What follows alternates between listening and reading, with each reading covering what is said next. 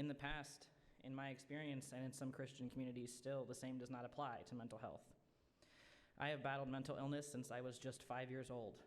I was a kindergartner battling severe OCD, and by the time I was 18 and I was in college, my diagnosis collection baffled doctors. I had real medical professionals respond to me having violent tics that resulted in me breaking my hand and giving myself concussions by saying, well, just don't do that. And later I had a woman at church witness a tic attack in which I sustained a concussion. She proceeded to corner me and pray over me in order to cast out the demon that was wreaking havoc on my body. Walking up to church friends and expressing that you are battling depression or anxiety or other mental illness was often met with the assumption that you are lacking faith, you are not praying enough, or in some other way you are being an imperfect Christian, as if that somehow magically fixes our lives. King David, the king whose line would produce the Savior, was not a mentally healthy man.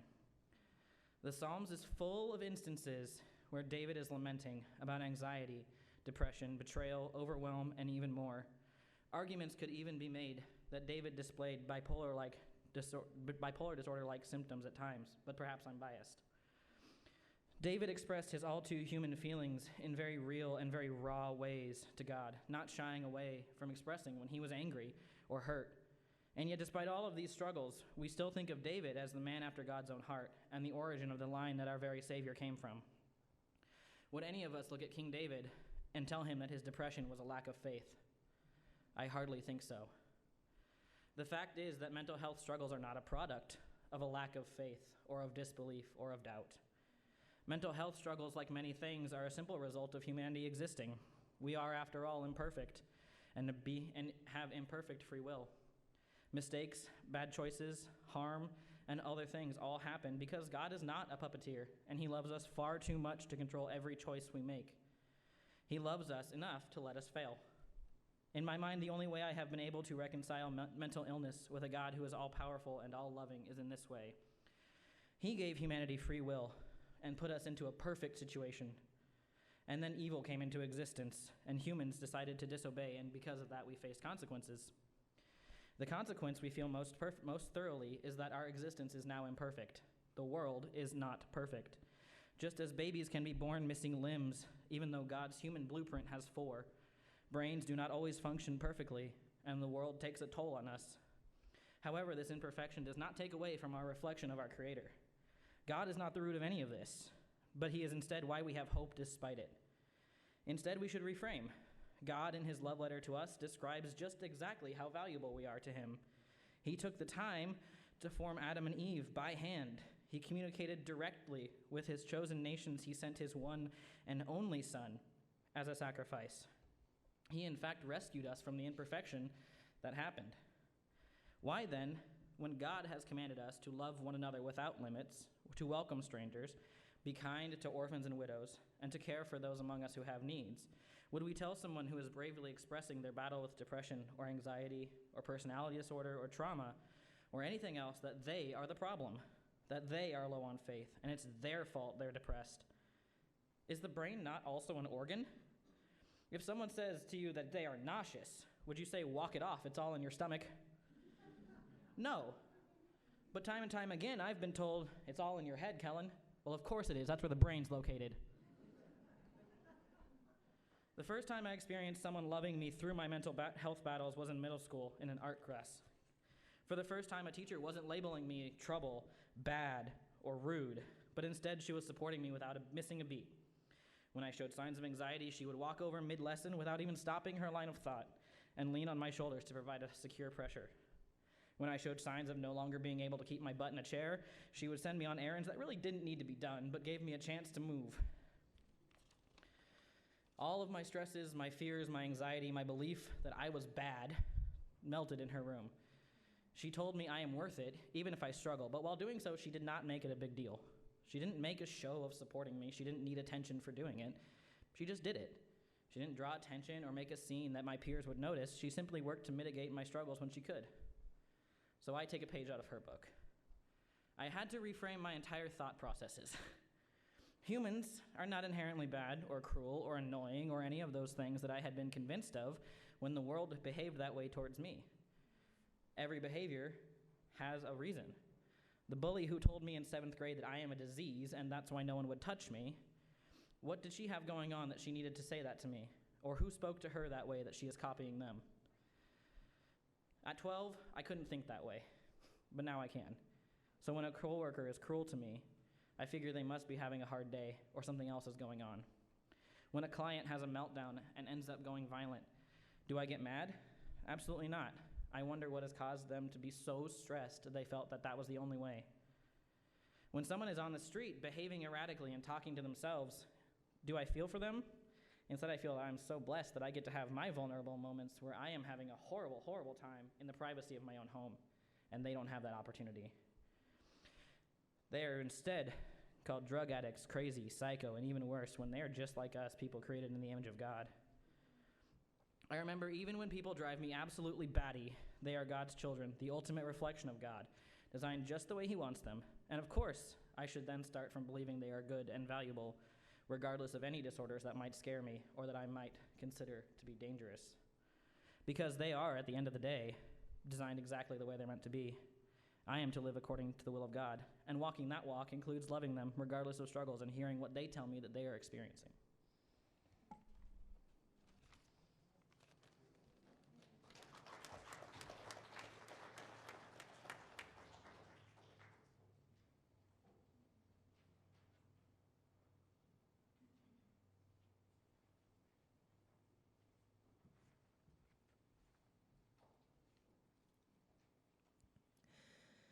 It was customary during the festival for the governor to release the crowd, one prisoner, whomever they might choose.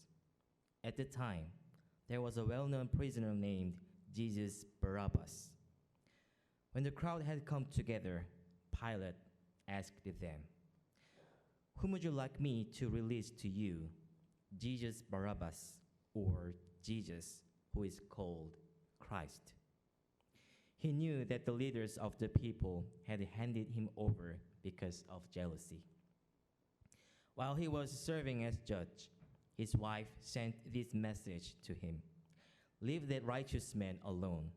I've suffered much today in a dream because of him." But the chief priests and the elders persuaded the crowds to ask for Barabbas and kill Jesus. The governor said, "Which of the two do you want me to release to you?" "Barabbas," they replied. Pilate said, "Then what should I do with Jesus, who is called Christ?" They all said, "Crucify him." But he said, "Why? What wrong has he done?" They shouted even louder, "Crucify him." Pilate saw that he was getting nowhere and that a riot was starting. So he took water and washed his hands in front of the crowd. "I am innocent of this man's blood," he said. "It's your problem." All the people replied, "Let his blood be on us and on our children." Then he released Barabbas to them. He had Jesus whipped, then handed him over to be crucified.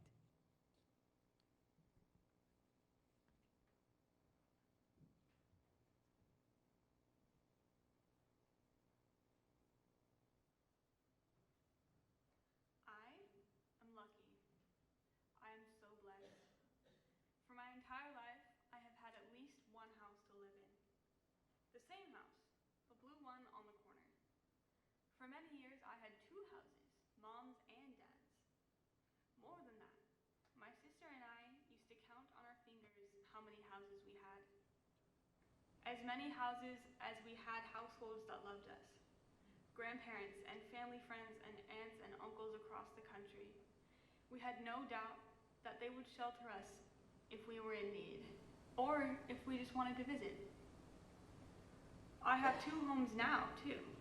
I have my home at school, my apartment, where my bedroom, that I have all to myself, is bigger than the dorm that friends of mine share between the three of them.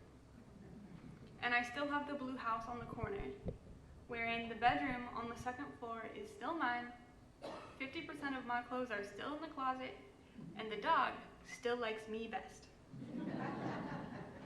So many people don't have any of that. They have the clothes on their back, and they depend on the ever-decreasing kindness of strangers for the hope of a next meal. The world is a hard place to live. America is one of the best places to be, even in light of our current political strife, even in light of the injustices against Black people and queer people and young people, old people, newcomers and 10th generation Americans alike. The United States is still a relatively good place to live.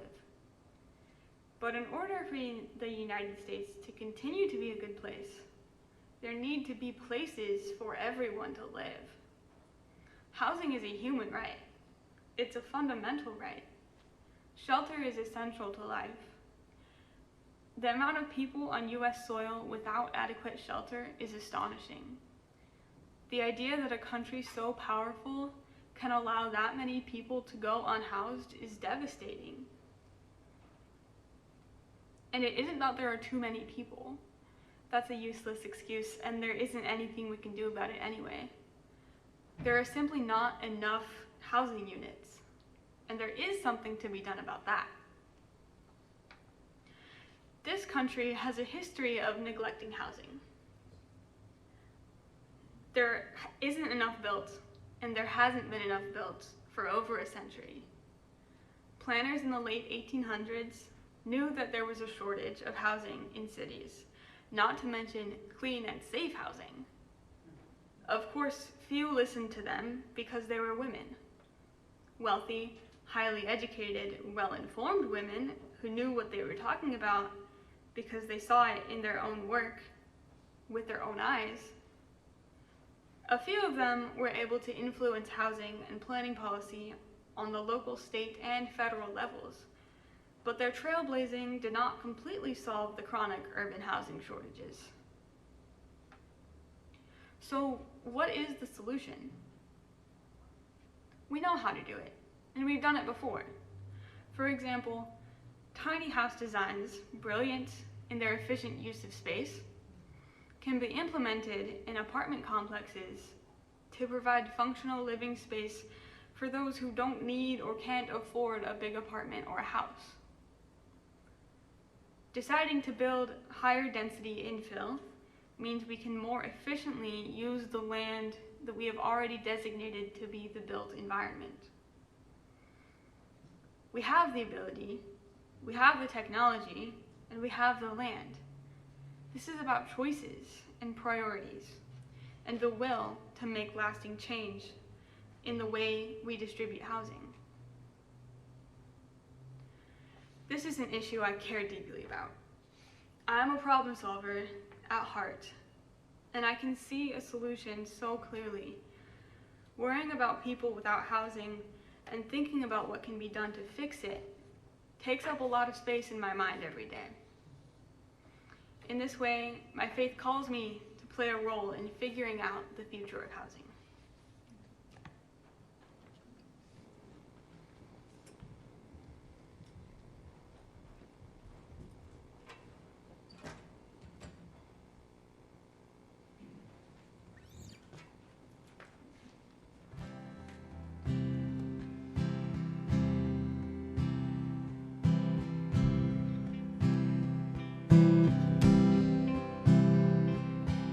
When I survey the wondrous cross on which the Prince of Glory died, my richest gain I count but loss, and pour contempt on all my pride.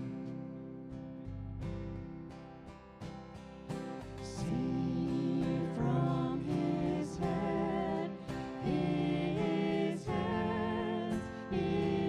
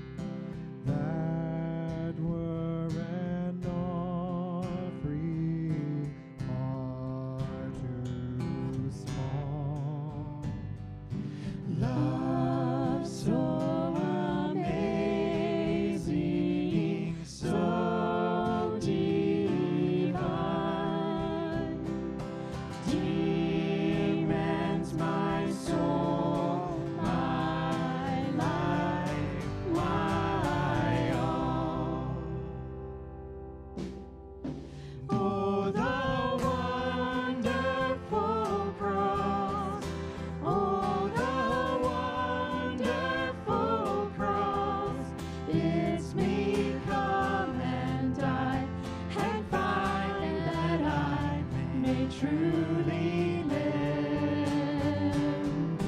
Oh, the wonderful cross.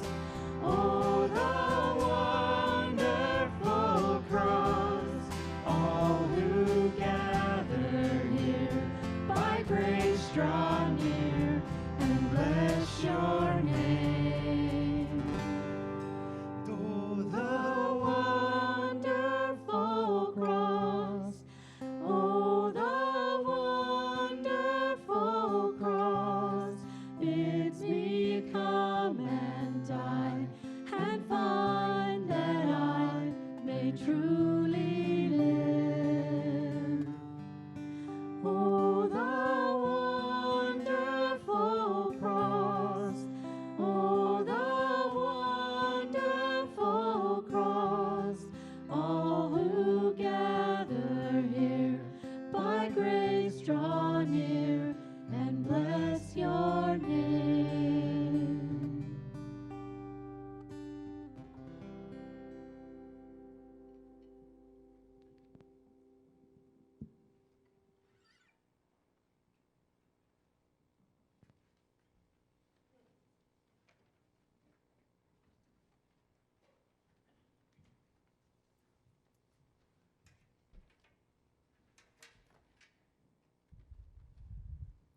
All too quickly, the breaking of the bread becomes the breaking of the flesh.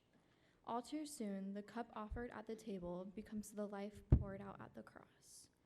After the rending, after the emptying, an impossible stillness, an aching silence, an incomprehensible hollow for which no word will ever be adequate. And now, how will we meet this silence? What will we do with this ache? This day, let all stand still, in silence, in sorrow. Sun and moon, be still. Earth, be still. Still the waters, still the wind. Let the ground agape in stunned lamentation. Let it weep as it receives what it thinks it will not give up. Let it groan as it gathers the one who was thought forever stilled. Time, be still. Watch and wait. Still.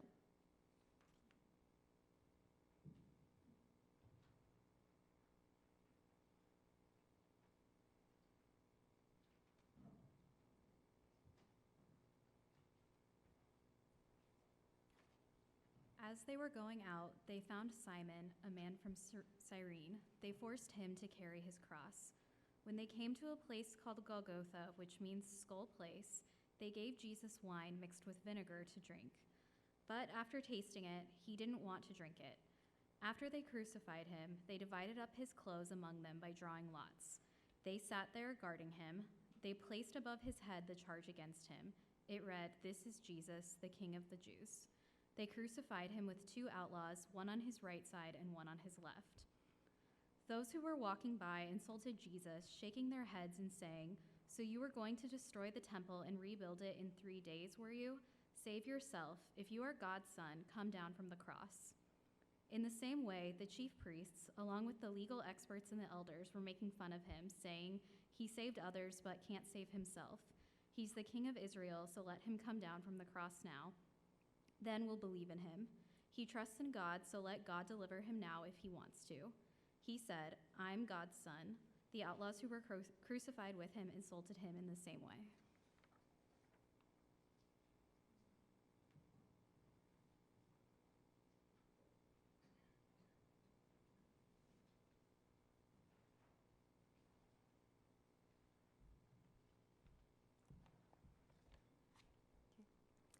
Hi, my name is Mimi Crossler-Laird.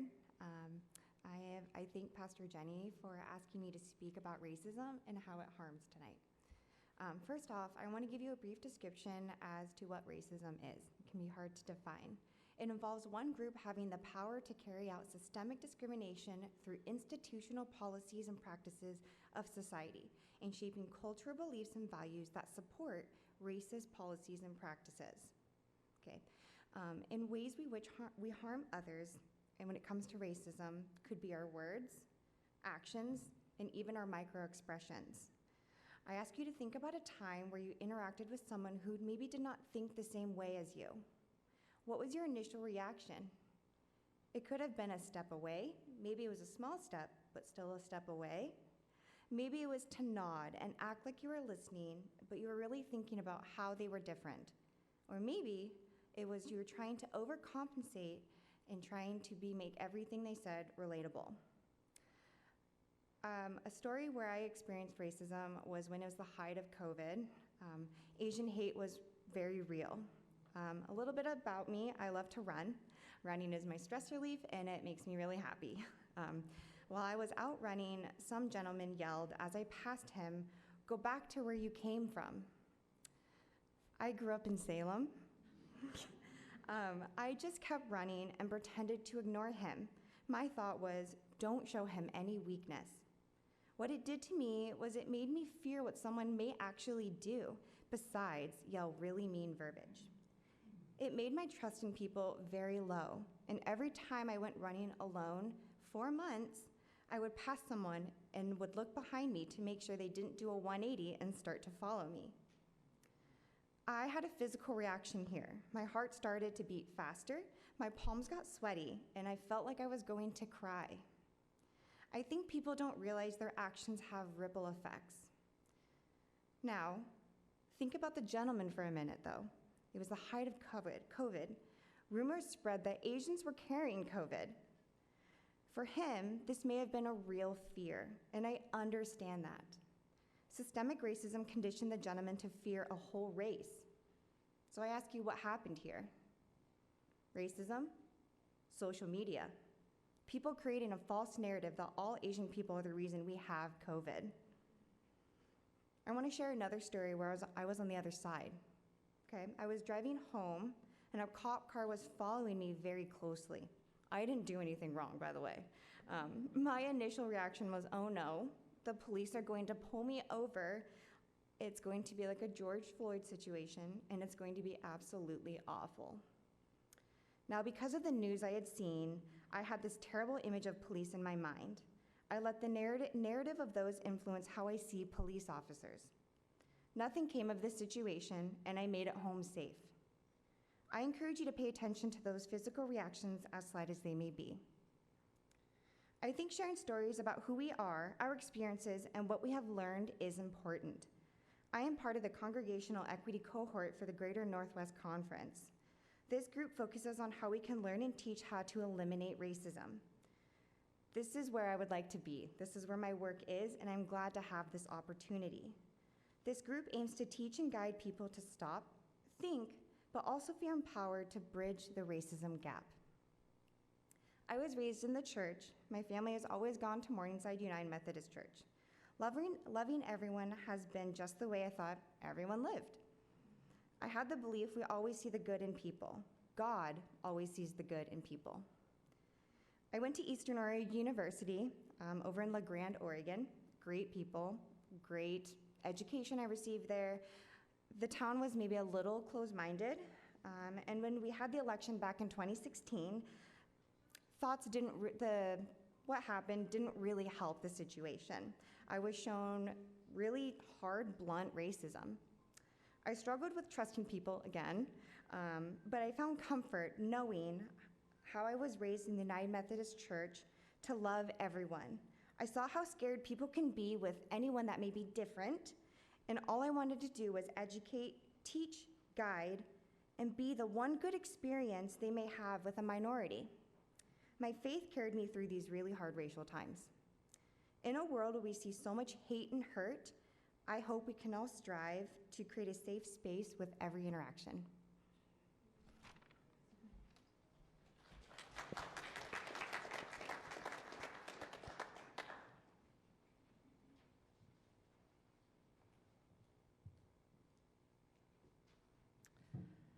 From noon until 3 in the afternoon, the whole earth was dark. At about 3, Jesus cried out with a loud shout, "Eli, Eli, lama sabachthani," which means, my God, why have you left me?" After hearing him, some standing there said, "He's calling Elijah." And one of them ran over, took a sponge full of vinegar, and put it on a pole. He offered it to Jesus to drink. But the rest of them said, "Let's see if Elijah will come and save him." And again, Jesus cried out with a loud shout, and then he died. Look, the curtain of the sanctuary was torn in two from top to bottom. The earth shook, the rocks split, and the bodies of many holy people who had died were raised. After Jesus' resurrection, they came out of their graves and went into the holy city, where they appeared to many people. When the centurion and those with him who were guarding Jesus saw the earthquake and what had just happened, they were filled with awe and said this was certainly God's Son. Many women were watching from a distance, and they had followed Jesus from Galilee to serve him. Among them were Mary Magdalene, Mary the mother of James and Joseph, and the mother of Zebedee's sons.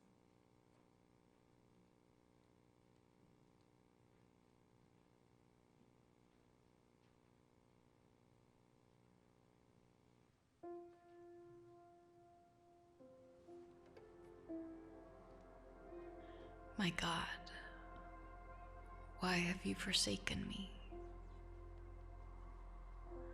Why are you so far from saving me? I am in pain. Why don't you hear my cries? Why don't you answer? I'm scared and anxious. I cannot rest. I'm so worn out. You are my creator. Do not be far from me. Trouble is near, and there is no one to help me. I feel surrounded with no way out. The fear is withering me.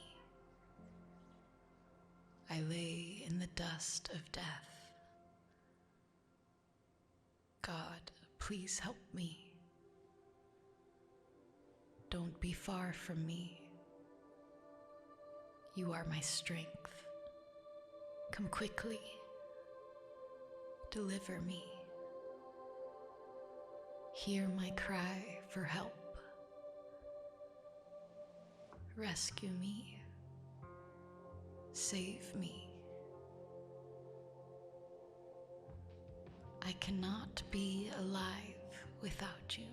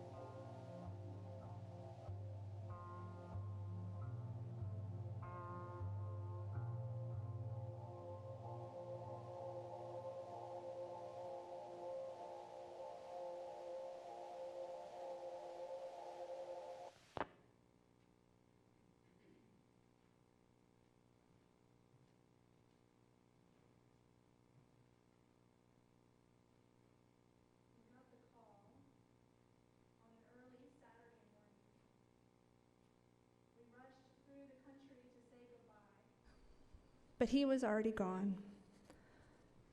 And so we entered into the waiting, a vigil of sorts. Doctors ran tests and made absolutely sure there was nothing else they could do. We hung out at my other brother's home and took turns visiting our brother. We walked outside in the February Alaskan snow. We tried to force down at least one good meal a day. Stuck between what was and what would be, we felt suspended in midair. There was no going back to life as it was, and we weren't even ready to think about life without him. I remember feeling frozen, numb, unable to process reality.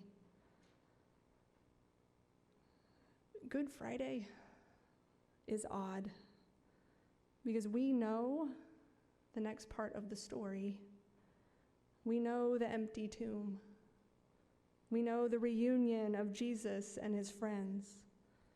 We know they checked his scars and they ate breakfast together and they laughed again.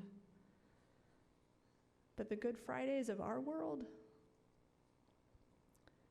the painful parts of being human today, from racism to mental health to war to painful relationships and fragile health, often we feel frozen, numb, unable to process reality, wishing someone would just come fix it all.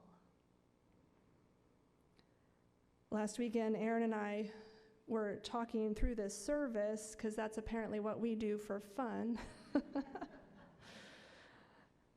And out of nowhere, our 9-year-old piped up, "Why are we celebrating that Jesus died, Mom?" And I said, "Kid, I get it. Doesn't make a lot of sense sometimes." So we talked about how love never dies, that it's important to remember and learn to grieve and lament. We talked about how we celebrate Uncle Jeremy's life, but we're not celebrating that he died. That we're learning how to be honest about our grief, to feel it, to not push it away so often. And that we're learning that even in our deepest, biggest pain, love is here with us, present. I remember feeling surprised at how healing love was during the first week after my little brother died. Love in the form of people fed us. Love picked up groceries for us. Love got me tacos when all I wanted to eat were tacos. Love bought us an Airbnb so our families could stay together. Love texted heart emojis, because there's no words. We just send each other hearts. Love sent us pictures of my brother they dug up on their phones. Love even rented a bouncy house because Jeremy had said he wanted one at his memorial service one day. Love cried with us and laughed with us. And love slowly but surely showed us we actually might live again. This was certainly the end of a chapter, but it was not the end of the story. Love never dies. And because people in the story we are hearing tonight didn't understand the ridiculous, inclusive, and expansive love of Jesus, the world handled it the only way they knew how. Violence, fear, power, control. And today our friends have reminded us that even our world still thinks in 2024 that violence, fear, power, and control are the go-to strategies. Love has a different game plan. Love knows that revenge cycle we get stuck in never actually gets us where we think it might. That love will wade into any conflict, any place of fear, any system, and love creation back to life. Love liberates, love nourishes. Love is gentle, but love is fierce. Love speaks up and love advocates, and love might be quiet, but it also knows how to stir things up and make a scene. So may we be the ones who follow love's lead always, no matter where it takes us. Because sometimes it takes us into the really hard things like mental health and housing insecurity and racism and death and the chosen weapon of humanity 2,000 years ago, a cross. So my beloved friends, as we wait in vigil tonight and tomorrow, may we be honest about the hurt and harm in our world. May we sit inside that ache. May we hold vigil. May we trust in love's power, because I keep learning that apparently love cannot actually die.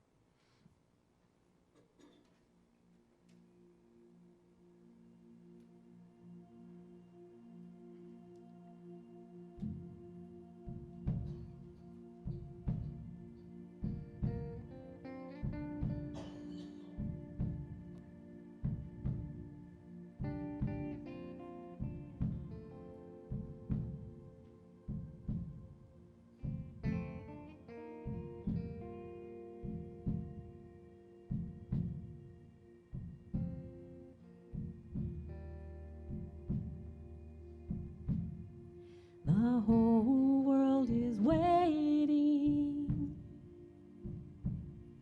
The whole world cries. The whole world is waiting, for the dawn to rise. Like you, sweet Jesus, our hope is born tonight. The whole world is waiting. The whole world cries. We hear the cries for justice and the longing to be free. You are the one who heals us, who shows us what can be. We believe our love can change things. We will not live silently. We hear the cries for justice and the longing to be free. The power of love is with us when we are afraid. Though trouble may surround us, and we can find our way. Your love shines like a candle. We will hold it close and say, The power of love is with us when we are afraid.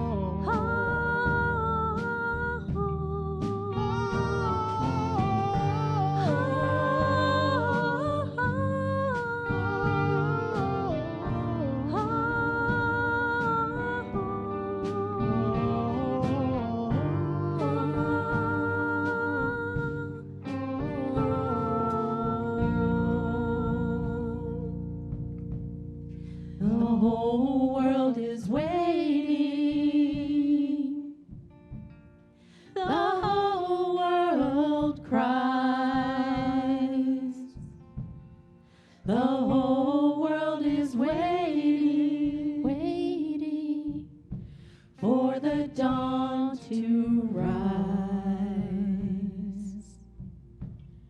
Like you, sweet Jesus,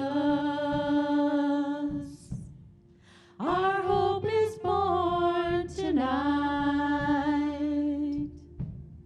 The whole world is waiting.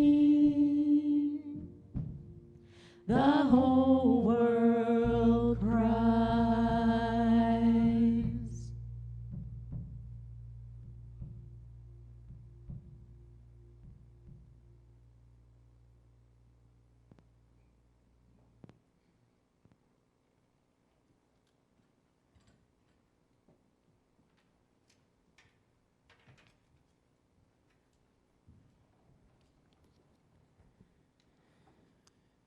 That evening, a man named Joseph came. He was a rich man from Arimathea who had become a disciple of Jesus. He came to Pilate and asked for Jesus' body. Pilate gave him permission to take it. Joseph took the body, wrapped it in a clean linen cloth, and laid it in his own new tomb, which he had carved out of the rock. After he rolled a large stone at the door of the tomb, he went away. Mary Magdalene and the other Mary were there, sitting in front of the tomb.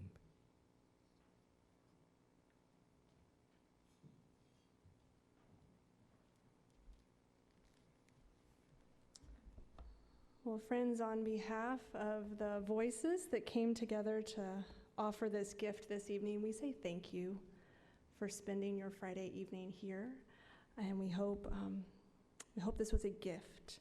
We want to end with a prayer from Cole Arthur Riley, a young Black woman who has written a beautiful book called Black Liturgies, and so we feel it's fitting to end with her gift of prayer this evening. Let us pray.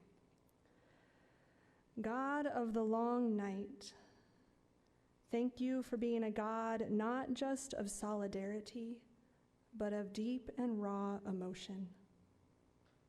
A God who did not endure violence in silence, but who spoke and cried as your body was broken on the cross.